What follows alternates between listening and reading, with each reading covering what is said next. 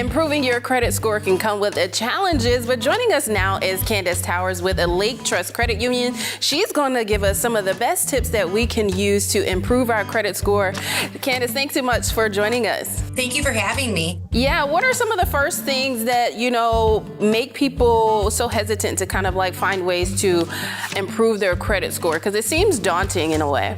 Having good credit helps you secure your financial future too. So credit score is like your report card for your financial health. So it gives people an opportunity to see how financially responsible you are during certain approval processes, or if maybe your employer runs credit for you to get a job, things like that. Yeah, and what are some tips to kind of help people improve their score if they're having a low credit score at this time? So making your payments on time is so important. So your payment history on your credit report makes up about 35% of your FICO score.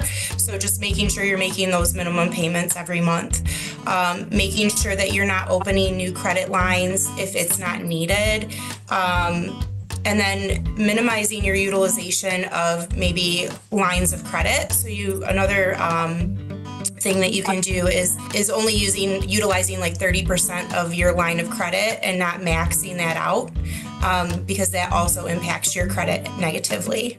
And for those who are looking to get into a new method of paying off all of their debt, what are some tips you can provide to kind of like make it convenient for them with their salaries and their budgets?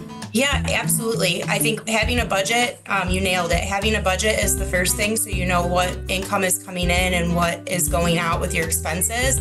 But there are methods that you can use that are super easy, like the snowball method, where you write down all your debts and you start with the lowest balance first, and you make all the minimum payments on everything else, but you allocate any extra funds to that small balance until it's paid off, and then you move on to the next one. So you're getting small wins. It's going to create some motivation to keep going, and it makes it fun. Yeah, and how does setting up automatic payments help in that process? So yeah, setting up automatic payments. So if you know that this is a specific amount that's coming in or going out, automatic payments can be very helpful, so you don't have to think about it each month as long as you're monitoring what's coming in and out of your account and the funds are available. Yeah, and you were mentioning earlier about, staying away from adding new credit lines to your credit report. How do you find a way to not be enticed by those creditors that send you